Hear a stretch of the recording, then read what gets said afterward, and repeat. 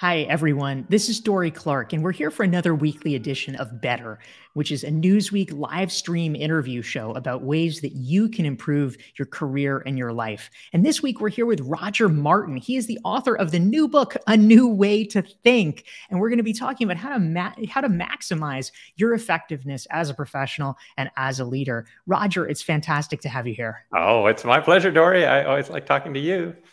Thank you so much. And welcome to all the friends who are tuning in from around the world. If you are joining us here, please type into the chat box and let us know who you are and where you are dialing in from. We'd love to see who you are. And please feel free to ask your questions for Roger Martin in the chat box. Roger is the former dean and an emeritus professor at the Rotman School at the University of Toronto and a well-known business thinker. So we're very excited to have the opportunity to tap his wisdom.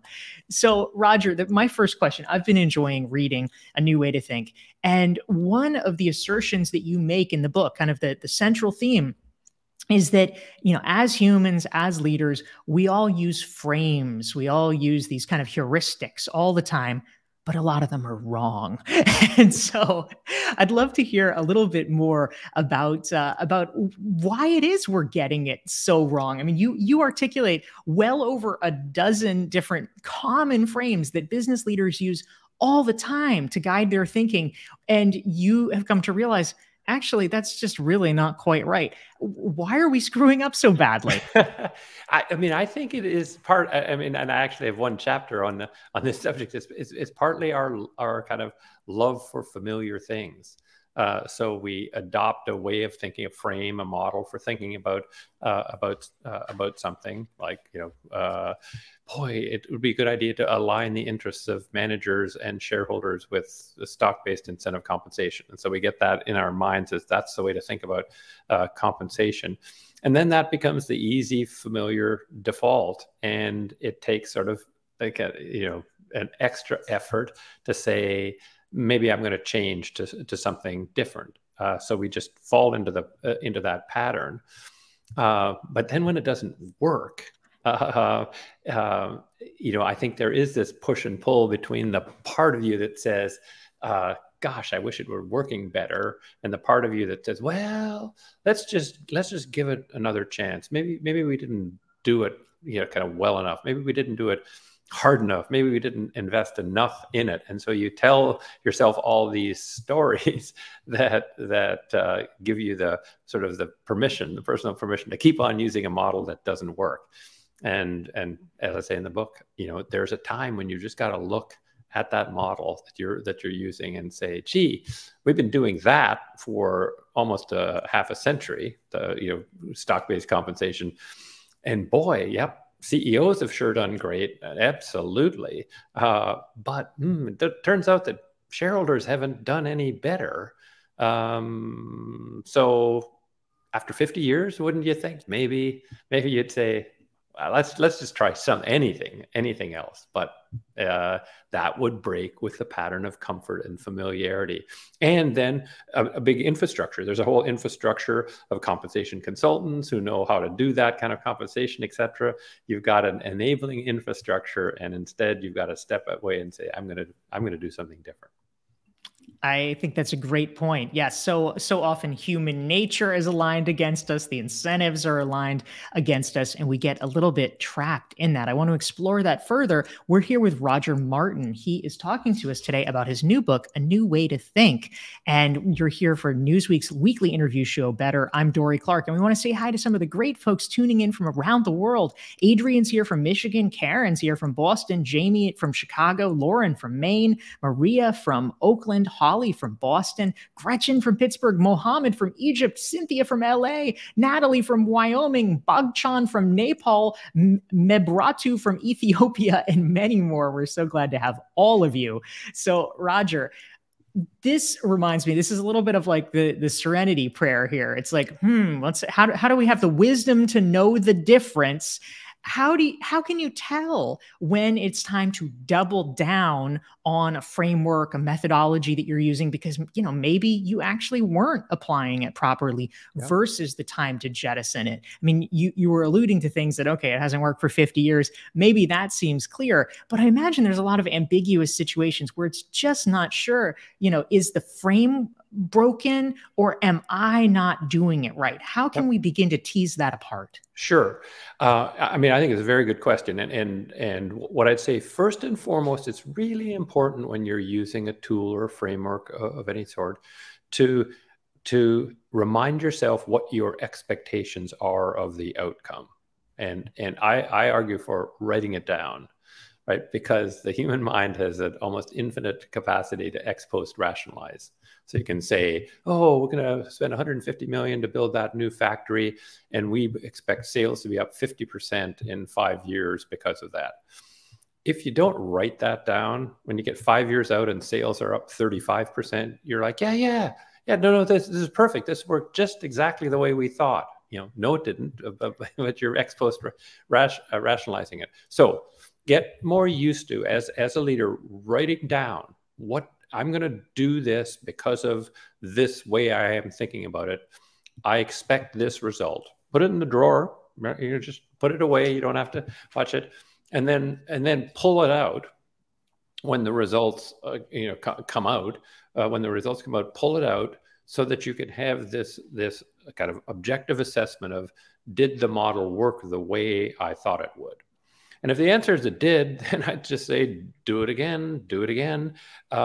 If it didn't, right, then I think you have to go into the exploration that you said, Dorie. So I think I would argue for trying it again, right, and saying, here are some things I'm going to do a little bit differently in the way I do it, and then write it down and judge it again. And if it didn't work anywhere nearly the way you predicted it would the second time, I'd say you better have a pretty short leash on that model, right? It's looking bad, and it's probably not going to change a lot. And it's at that point that I would say you should be more confident in saying, let's just try something else. If it were the two of us, Dorie, I'd say, Dorie, I've tried this a couple of times, this methodology for doing it. Do you have any ideas about a better way to think about it? Like, just go and ask people you trust and respect for a different fundamental approach. That's a great point. Thank you, Roger. We're here with Roger Martin. I'm Dorie Clark for Newsweek, and we're talking with Roger about his new book, A New Way to Think. You can learn more about him and his work. Just go to rogerlmartin.com. And again, the book is A New Way to Think. We want to say hi to some of the amazing folks tuning in and joining us. We've got folks from all over. We have a couple of LinkedIn users. We have someone from St. Paul. We have Chatham, Ontario in the house. Edwin's here from Peru. Constance from Atlanta. Bill from North Carolina, Conchetta from New York. We have Divya from the United Arab Emirates. We have Cristiano from Brazil, Amy from Utah, and Chidima from Nigeria. We're so glad to have all of you. Type your questions for Roger Martin into the chat box. Especially that Chatham, Ontario. I grew up only about an hour from Chatham, Ontario. In the house, we get the hometown team rooting for Roger here. That's great. And if you're enjoying this conversation, hit the like button and hit the share button so that your friends and colleagues can benefit from it as well. So, Roger, we've been talking about some of the frames that executives, that leaders get wrong. And I've enjoyed reading your book, but maybe some of the folks who are tuning in here are just being exposed to it for the first time. Can you share with us a couple of examples of some of these frames that you think are some of the most egregious, some of the ones that we perhaps in the business world take for granted the most, that actually turn out not to be all they're cracked up to be? Just so folks can conceptualize a little bit more about what we're talking about. Sure. Well, I'll use one that'll be fairly controversial, which is over the last, say, 40 or 50 years, everybody who's gone to business school is taught the only kind of decision that's a good decision is one that's based on rigorous data analysis. So it's rigorous data, it's objective, it's analytical. That's the only way to make a good decision. And if you make a decision otherwise, you're some kind of corporate sloth. You're not doing your job seriously, right? Would you agree, Dorie, that that's what we're taught? That's totally the line. Yes. Yeah.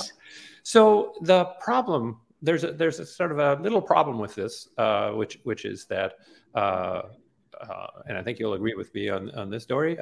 Last time I checked, all data, as at the time of analysis, 100% of data is in the past. We have no data about the future yet, so it's in the past. And we're also taught, while we're being taught in marketing or finance or accounting to make all your decisions based on data analytics, we're also taught in statistics that the only way to make a legitimate inference from a sample of data, right, is if that sample is representative of the universe we're trying to make an inference about. So if I was trying to figure out, well, what people want in their automobile these days, and I interviewed only men, or only women, or only young consumers, or only old consumers, and then said, well, that's what people want, the statistician would say, you're nuts. You can't sample something so unrepresentative and then draw a general inference. Okay. So if we put those two things together, you need a representative sample, right? And all data is from the past. The only way your data is going to be representative enough to actually do something with it, draw a conclusion from it, is if you are confident the future will be identical to the past.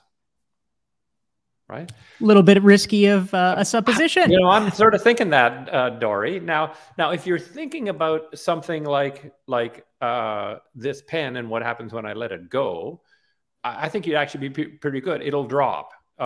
It always has dropped, and it'll drop in the future. And so there, doing samples of how fast pens drop is really accurate. But if it were this instead, and you asked, in 1999, you know, how many of these were there around? 0. First one is 2000 BlackBerry. Now they're 4.4 billion. You know, that you wouldn't want a sample from the past to predict what's going to happen in the future. And a really smart guy named Aristotle, 2,500 years ago, pointed this out. He said there's two parts of the world. One part of the world is the part where things cannot be other than they are. Okay. There's another part of the world where things can be other than they are. And he invented the scientific method, Aristotle, and warned. He said, use my method, this analytical method for determining the cause of a given effect. That's what he called it. Use it only in this part of the world. And the father of science, the father of data analytics, Aristotle said, never, ever, ever, ever use it in this part of the world. We are taught, use it everywhere. And what's the real problem with the Dorie is that if you analyze the past, right, you are implicitly assuming the future will be identical, and you will not invent the future. Right? What Aristotle said is if you want to invent the future, if you want to be the cause of a new effect, you have to imagine possibilities and choose the one for which the most compelling argument can be made. A very different thing than saying you have to analyze the data so the data tells you what to do. So that would be a model that I would argue is responsible to a great extent for established companies leaving the field entirely open to two kids in a garage disrupting them. Because those two kids in the garage, I can guarantee you, Dorie, are not doing rigorous analysis and saying whatever the analysis tells us we're going to do. They're saying, wouldn't it be great if, right? At a dinner, I was at a dinner with Joe Gebbia, the co-founder of Airbnb, and he was talking through, people were at the table were asking him, like, you know, like what went on there, and they imagined a possibility, and then they went and made it happen. And I would argue the world's a better place for it. So I think that model hamstrings innovation and gives people who are outside that model the chance to innovate instead of you. And I think that's unfortunate for the big corporations of today. That's a really useful point. Thank you so much. We're here with Roger Martin. If you want to learn more about him, check out rogerlmartin.com. His new book is A New Way to Think. And I'm Dorie Clark. We're here with Better, the weekly Newsweek interview show. We're talking about how to maximize your effectiveness as a professional, as a leader. If you want to make sure you never miss one of our weekly episodes, just go to DorieClark.com. You can sign up, get a free self-assessment, and you'll get reminders about these fantastic conversations with leaders. And Roger, what you're describing reminds me of a terrific anecdote that you shared in the book, where you were talking about a company that brought you in. They were frustrated because their innovations seemed to just over time get less and less expansive, less and less impressive. There were these sort of incremental innovations, and it was as you described, for exactly that reason, that their process was based on a rigorous analysis of data, which was completely unable to see the future. Absolutely, and that's an example. It's sort of why I wrote the book, which is none of these models that are dominant are stupid, right? Like they aren't. Really stupid things rarely catch on. They have some sense to it. Like, isn't it better to be rigorous than not? Absolutely. But there's where you have to, in these models, be a little more nuanced. So Aristotle invented science, right? So he doesn't say science is stupid. He invented it. And that's why he's one of the most important people who've ever lived.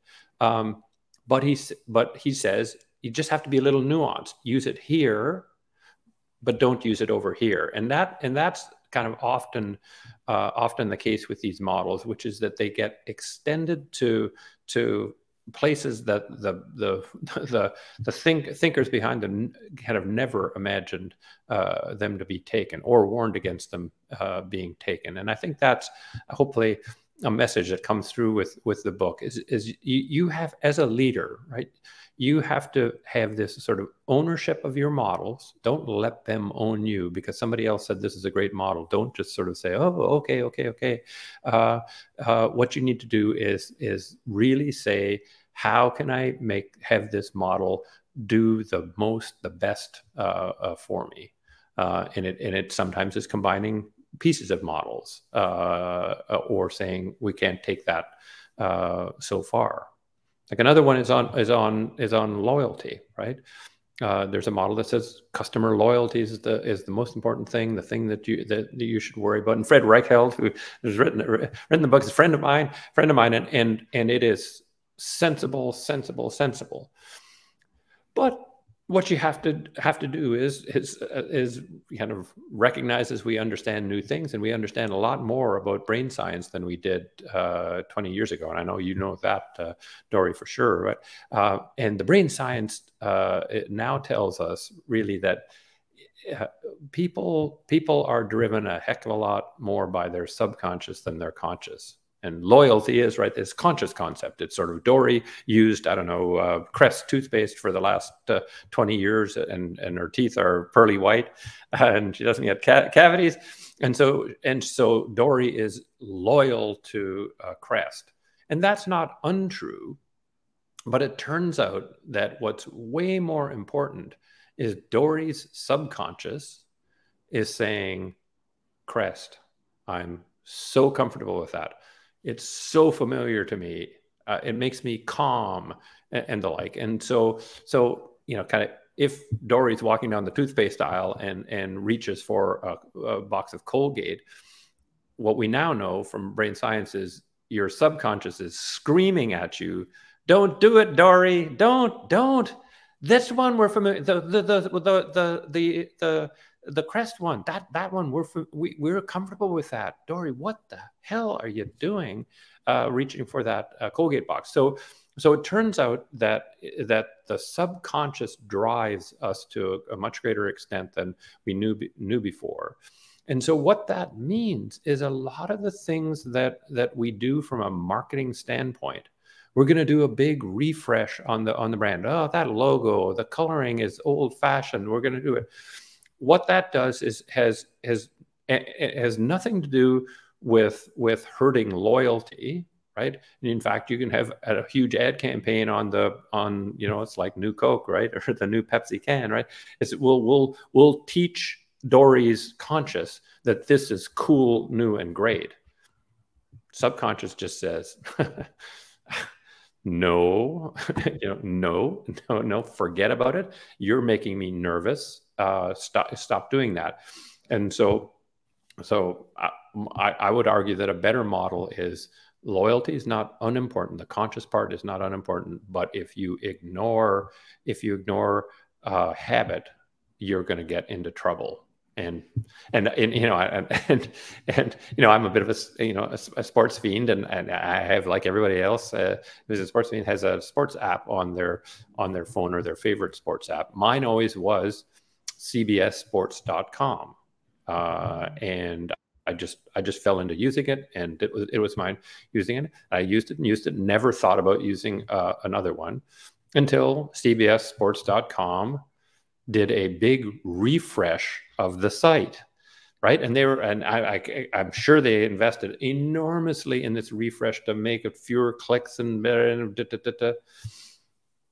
But when the refresh came through, what did my subconscious say? Basically, what the hell is this? I gotta learn a whole new navigation, whole new color schemes. Things that were familiar instantly are no longer even there or familiar. And it caused me, my subconscious annoyance with this caused me to say, I guess it's time to relook at all the sports apps and see which one I'm going to use, right? And guess which is on my homepage now, ESPN.com, right? Which had no chance of getting me if CBS Sports wouldn't have offended deeply my subconscious. But by doing that, it caused me to reassess. And that is what happens when you change. And it's happening with the Great Resignation, Dorie. Like, if you think about it, right, 2 years ago or thereabouts, your employer generally said, we've closed the office. You must now work remotely. And then you did that for 2 years. And what did remotely become after 2 years? My office. Yes, yeah. Absolutely. It's now my office. And when employers said, well, now we seem to be over the pandemic, it's now time to return to the office. What did the subconscious hear? That was an inflection point, right? Yes. And it heard, they want me to work remotely. So the new remotely is the old office. And a whole bunch of employees at that point said, wow, do I want to do that entirely new thing, working remotely?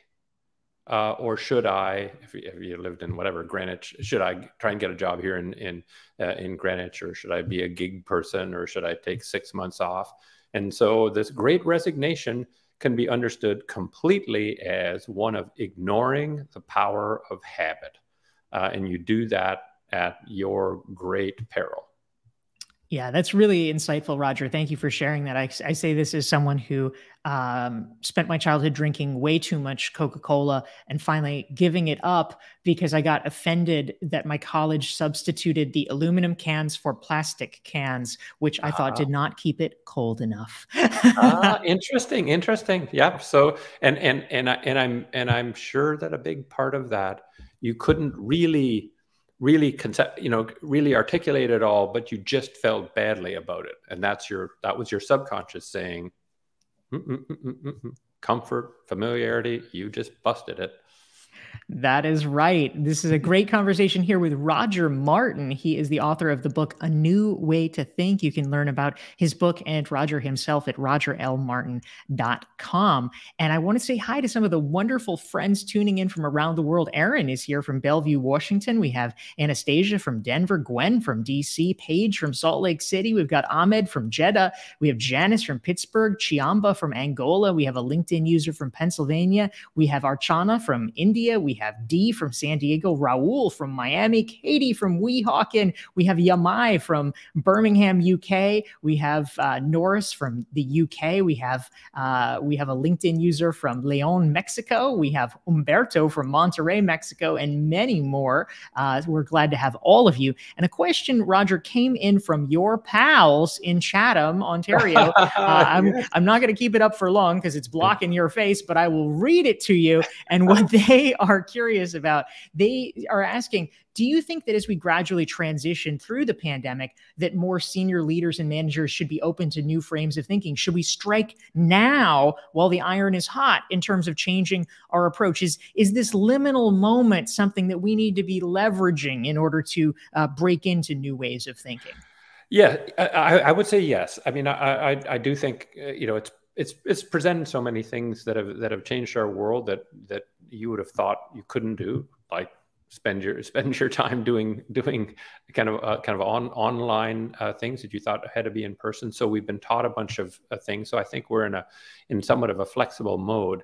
The only thing I would say is if you want to bring about change, it's to be really attentive to how far apart you put the breadcrumbs. Right, this is sort of like Hansel and Gretel, which is you need to lead the subconscious on a pathway that doesn't freak it out too much, or you'll get a whole lot of blowback. Right, so you can get people to move a long way as long as they can see where the next step is, and the next step, and the next step. This is what I did. As you know, Dorie, I was the dean of a business school for 15 years, and it needed to be turned around. It was in a bit of a crisis point, and it wasn't very good. Everybody would have agreed at the time, and I had a view that I wanted to completely transform it, like have it be virtually unrecognizable at the end of my time as dean versus the beginning. But I had a very conscious strategy, Dorie. It was extremely clear and conscious to me that I would do it in such small increments that nobody would freak out. Students wouldn't freak out. The business, the university administration wouldn't freak out. The business community wouldn't freak out. The professors, the staff, nobody would. And that's what I'd say is, in many respects, the art of leadership. The art of leadership isn't saying, we're going to this exciting new place and everything is going to be different, because you'll freak people out. I think it's better to say, we're going on a journey, and it's going to be a good place, and here's the next step in the journey, and make that next step not scary. Now, if you're on a burning platform, there are times where you're going to have to jump into the water, and it's scary, but it's better than being burned. But that is almost the case that proves the rule. You only want to do that when absolutely necessary. Otherwise, breadcrumb trail. Just ask yourself, like literally, I ask myself the question with all the companies I work with is, how far out can I put the next breadcrumb before I get all sorts of pushback, often of people not even knowing why they're pushing back. Their subconscious is saying to them, that makes me nervous. Then it's going to take longer, or might not happen at all. So breadcrumb spacing.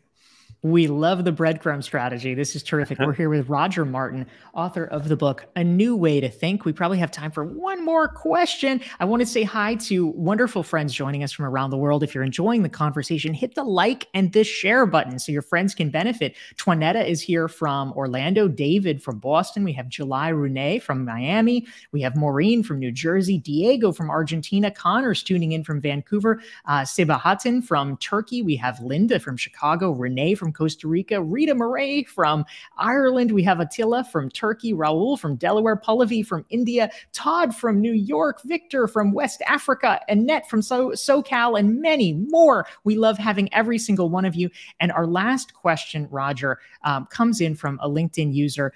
This is a great question. They want to know, how can we inspire our teams to invite more diverse perspectives to high-level meetings and decision-making? How would you advise someone thinking this through? Well, once again, I think it requires a little bit of a different model. So the implicit model that we've generally been taught is that it is important for you to have a point of view and to have that point of view prevail, right? And it may sound like, oh no, Roger, it's not that. It is. That's what we're taught. That's how we're tested, etc.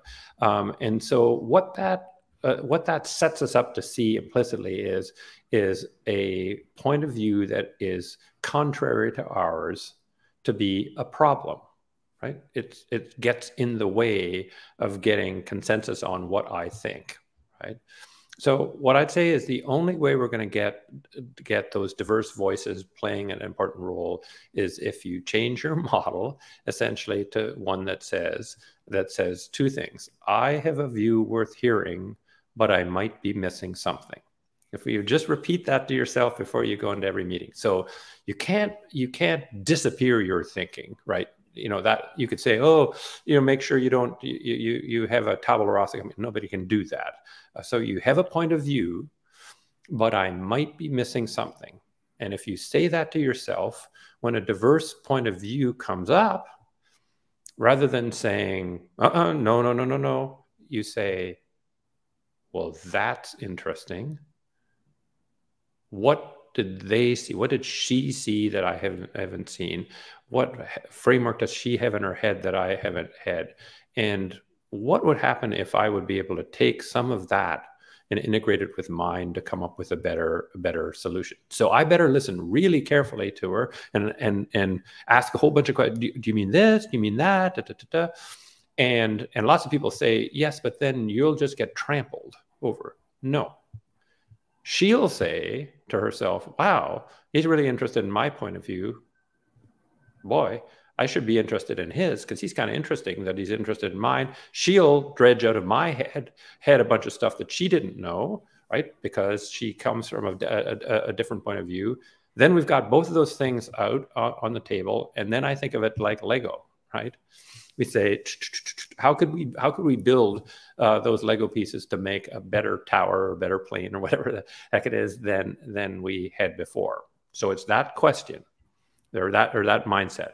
I have a view worth hearing, but I might be missing something. Love that reframe. We have been here with Roger Martin. His new book is called A New Way to Think. Thank you, everyone, for tuning in, and a special thanks to you, Roger. We're so glad to have you here. Thank you for having me, Dorie. I would do this anytime. Thank you so much. We'll see everyone next week. Take care.